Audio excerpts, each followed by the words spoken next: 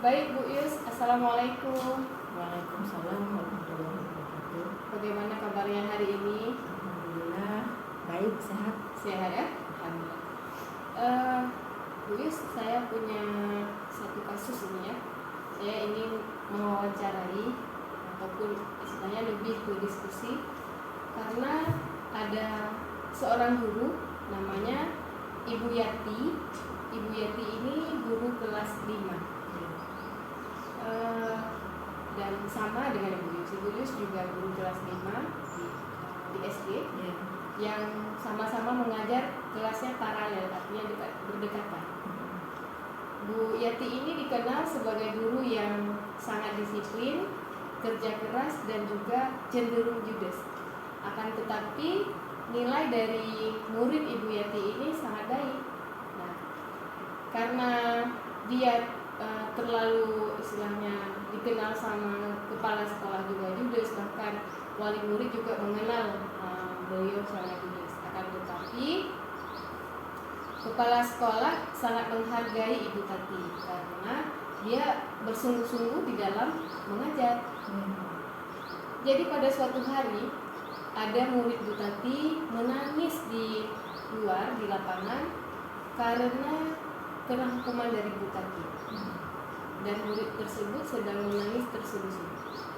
Kemudian ada seorang murid dari dalam kelas, dia melihat ke arah murid tersebut, melihat ke arah temannya, kenapa dia menangis. Pada saat itu yang ingin saya tanyakan pada Bu Yus, bagaimana tanggapan ataupun keputusan Ibu Yus terhadap kelakuan Bu Tati yang membiarkan muridnya menangis di terik matahari sambil berlutut di atas bebatuan sekolah yang sangat panas pada hari itu.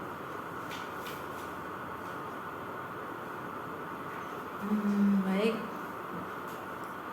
Pendapat saya tentang Bu Tati, seperti Bu Yuni bilang tadi, Bu Tati ini seorang guru yang disiplin, kerja keras, tapi dia memberikan nilai yang selalu bagus kepada murid-muridnya. Jadi dalam hal melakukan hukuman, tentu Bu Tati ini pasti dia sudah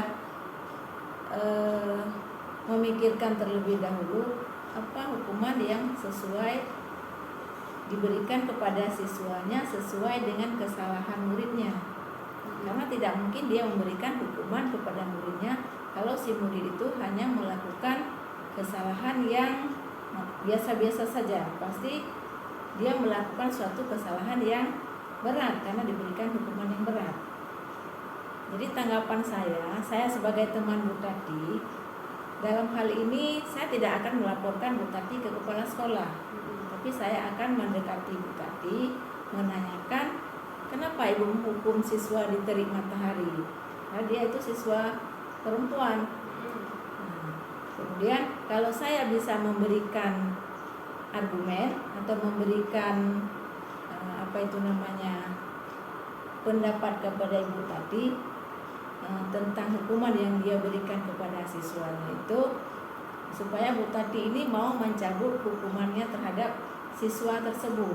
Jadi bukan saya yang akan membebaskan siswa ini dari hukuman atau melaporkan Bu Tati kepada kepala sekolah, tapi bagaimana usaha saya supaya Bu Tati ini mau membebaskan siswanya dari hukuman berjemur di terik matahari.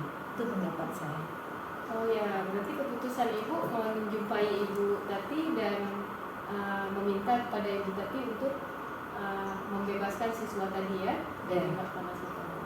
Baik Ibu, saya mau bertanya lagi nih. Kalau misalnya Ibu tadi bahwa mengatakan meminta kepada Ibu Tati dan siswa tersebut diberikan kebebasan dalam hukuman. Nah, apakah prinsip yang digunakan Ibu Tati itu dia melihat pada prinsip peraturan atau pada prinsip keputusan akhir dari sebuah kesalahan yang telah dilakukan oleh siswa? Ini kalau misalnya kita melihat kembali, Bu Tati menghukum siswa dengan memberikan hukuman di luar dengan berjemur di panas matahari. Ada kebenaran nggak kalau misalnya mungkin siswa tersebut telah melanggar peraturan yang telah ditetapkan oleh Ibu Tati? Kalau itu menurut saya harus kita tinjau dulu apa aturan-aturan sekolah yang sudah diperbuat bersama. Artinya ada komitmen bersama tentang peraturan sekolah. Kalau dia melanggar butir A, maka hukumannya sudah jelas sanksinya apa. Misalnya siswa terlambat, dia harus mengutip sampah. Mungkin siswa yang dihukum tadi ini bisa jadi dia mengganggu temannya atau dia tidak mengerjakan tugas. Mungkin sudah disesuaikan dengan peraturan yang sudah ada. Jika memang hukuman yang diberikan oleh Bu Tati itu tidak tercantum di dalam peraturan, berarti Bu Tati sudah melakukan suatu kesalahan juga di dalam menghukum siswanya. Tapi kita sebagai teman Bu Tati tidak boleh sembarangan juga melaporkan Bu Tati. Ya, kita harus meninjau kembali apa peraturan-peraturan yang sudah diterapkan di sekolah tersebut sesuai dengan aturan sanksi yang diberikan Bu Tati itu sesuai atau tidak. Kalau tidak sesuai, berarti kita bisa berikan nasihat Bu Tati supaya kedepannya Bu Tati tidak lagi menghukum siswanya dengan menghukum fisik. Boleh menghukum fisik, tapi jangan membuat siswa itu sampai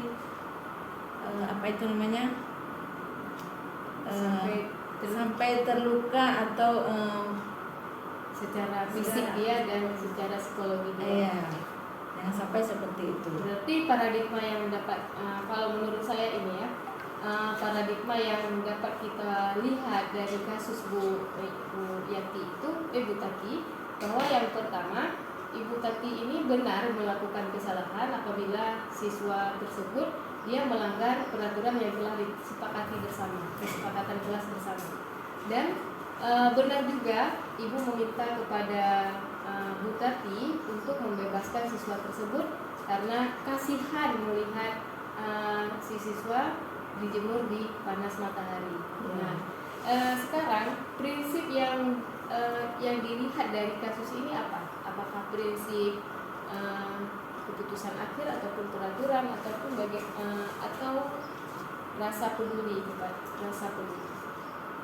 Menurut saya itu prinsip sebagai rasa peduli kita kepada anak didik kita. Karena bagaimanapun siswa yang dihukum Bu Tati itu adalah juga murid kita. Berarti dan kita juga peduli terhadap Bu Tati ini, bahwa dia dalam memberikan hukuman itu ada batas-batas tertentu yang harus dia penuhi. Berarti ada istilahnya prinsip yang digunakan dalam keputusan adalah prinsip rasa peduli ya, rasa peduli kepada siswa karena telah dihukum. Benar ya. Baik Bu, terima kasih telah memberikan saya kesempatan untuk berwawancara dengan Ibu terkait dengan permasalahan yang ada di sekolah ataupun dengan kasus Ibu Tati. Terima kasih. Assalamualaikum warahmatullahi wabarakatuh. Sama-sama. Pendapat yang diberikan oleh Ibu Yus terhadap kasus Ibu Tati ada dua keputusan yang diambil, yaitu benar dengan benar. Akan tetapi menurut saya ini adalah salah melawan benar. Artinya sikap Ibu Tati yang menghukum siswanya diterik matahari itu adalah sikap yang salah, meskipun siswa tersebut telah membuat sebuah hukuman karena ini tidak berpihak kepada murid. Sedangkan sikap Ibu Yus yang meminta si siswa agar dilepaskan, itu saya berpendapat dengan pendapat yang sama. Dan prinsip yang diambil oleh Ibu Yus terhadap siswa yang dijemur itu harus dilepaskan. Artinya Ibu Yus telah berpandangan sama dengan saya dengan prinsip rasa peduli. Kemudian mengapa saya berpendapat bahwa sikap Ibu Tati itu salah? Karena yang pertama, siswa diberikan hukuman dengan dijemur diterik matahari itu tidak berpihak kepada anak, akan tetapi lebih kepada pemberian hukuman, dan ini tidak sesuai dengan kurikulum Merdeka Belajar ataupun merdeka mengajar dan sesuai dengan pembelajaran yang telah kita pelajari bahwa pembelajaran itu harus berpusat pada anak, berdiferensiasi, kemudian juga ada sosial emosional. Jadi sikap Ibu Tati itu adalah sikap yang salah.